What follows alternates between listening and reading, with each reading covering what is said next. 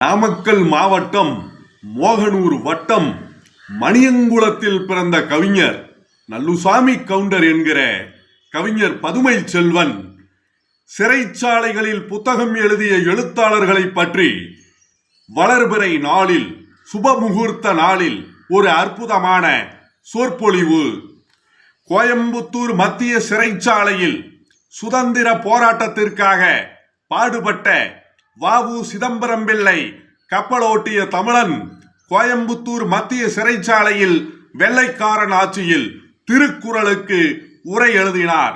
அது மட்டுமல்ல, செக்கை இழுத்து கொண்டே இரவு நேரங்களில் அதிகாரிகளிடம் அனுமதி பெற்று வ.உ. சிதம்பரம் பிள்ளை கவிதைகள் என்ற புத்தகத்தை வெளியிட்டார்.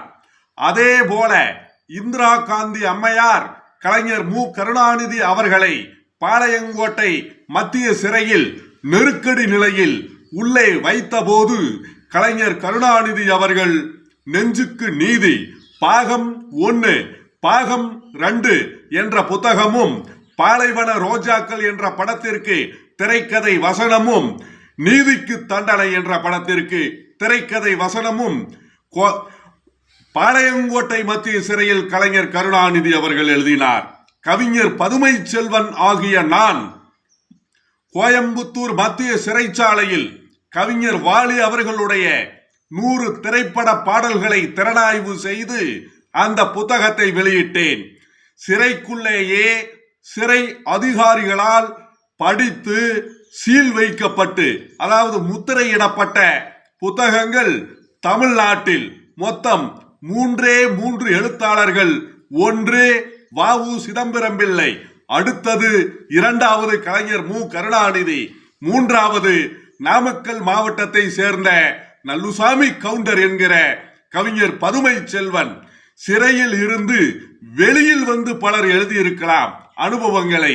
சிறைக்குள்ளேயே அதிகாரிகளால் அனுமதி பெற்று முத்திரை வைக்கப்பட்டு கையெழுத்திடப்பட்டு அதிகாரிகள் அனுமதியோடு எழுதியவர்கள் தமிழ்நாட்டில் 3 எழுத்தாளர்கள். அந்த பெருமை மணியங்குளத்தில் பிறந்த கவிஞர் பதுமை செல்வனுக்கு சேரும்.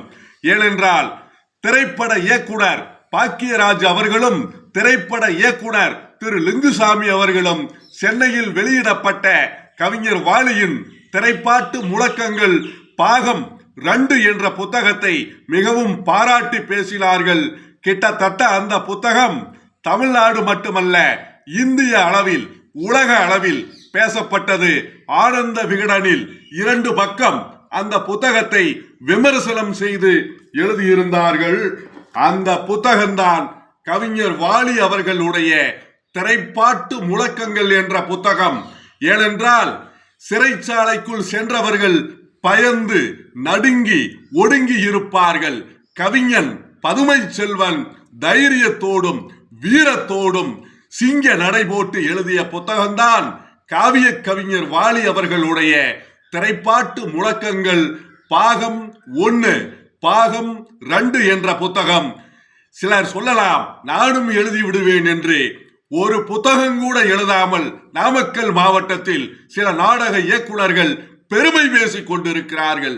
கவிஞர் பதுமை செல்வன் இரவும் பகலும் சிந்திக்க கூடியவன் என்பதை பலர் மறந்துவிடக் கூடாது. கவிஞர் முத்துலிங்கம் வாழ்க, கவிஞர் வாலி வாழ்க, கவிஞர் வைரமுத்து வாழ்க, கவியரசர் கண்ணதாசன் வாழ்க என்று சுபமுகூர்த்த நாளில் வேண்டி விடைபெறுகிறேன். நன்றி, வணக்கம். வாழ்க செந்தமிழ்.